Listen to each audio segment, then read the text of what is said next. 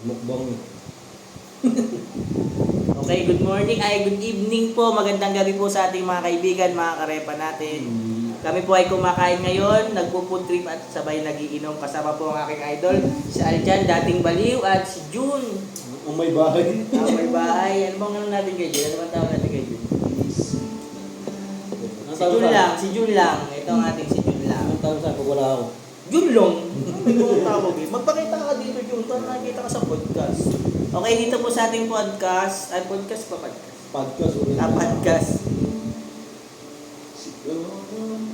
Ang pag-uusapan po natin ngayon muna ay si Daddy. Kung sinong wala, yun ang pag-uusapan natin. Podcast muna. Makinig ka, idol. Sige. Okay, ang pag-uusapan natin ay yung nangyari kanina. Gusto ko kayong bigyan ng ng komento dun sa nangyari. Yung umalis si Daddy. Sa tingin mo, bakit siya umalis? Kung alam.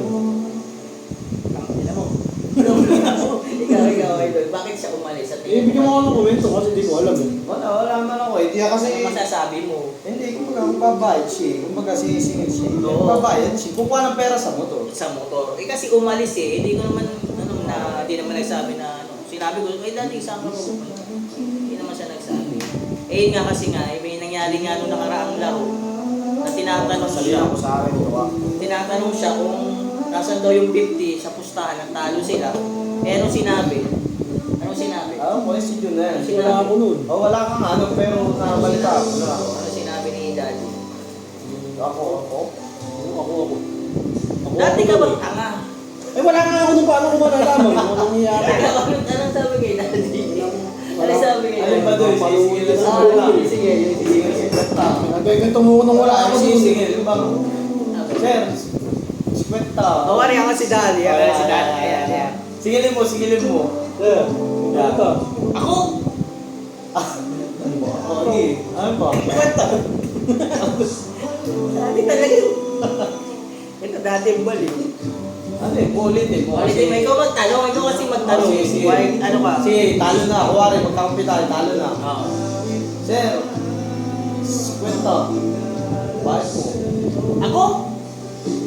Oo, ikaw. Ako? Oo, ikaw mo. Mamaya na lang. Kaya na ako magbabayad. Ano sabi nung kalaban? Sige, sir. Sige. Hindi sabi, sir, okay na sir. Okay na. Hindi, pauwi na eh. Pauwi. Pauwi na. Hindi nakakatakot. Akala kasi natin na ayaw niya ng 50. Sisilisingin ng 50. Eh, hindi naman pala. Kasi ang gusto pala ni Daddy ay 150. Tangina, ang galing kanina shooter. Dahil tayo kayo. Yun. Wait, Daddy, iba ka. Ayaw niya pala, 50 ba? Ganun po. Ayaw 150, gusto 150. Free throw. Ano ba nung mga 50? Gusto sa pabayaran ng 150. Mahusay. Gatorade. Hindi pa bumili ng Gatorade na malaki. Sabi niya, wala, bumili Gatorade. Sabi ko eh, Dad, hindi pa yung malaking binili mo. Sabi. Eh, walang malaki. Sana yung tinaklo mo. Isulit. Kailangan mali. May butas sa mga riso. Kaya mo sinabi ni Gerald, binigyan lang siya ng idea na, at isa lang binili mo. Oo. Kahit ako. Pinidala ko, iinumin ko na lang yun dun sa Alphamart, kaya sa taling ko pa dun. Pero may 150. Bumili, ang laki, ang taba. Gatorade. Sinolo naman. Sinolo. Anong masasabi mo? Ayan, may masasabi ka na. Hindi mo na nakatingin ng 150. Kaya pag din ako dun. Ikaw, munti ka na rin manalo dun eh. Kayong dalawa maglalaban dun eh. Lakas kasi manghira ni Daddy. Ano bang inihira?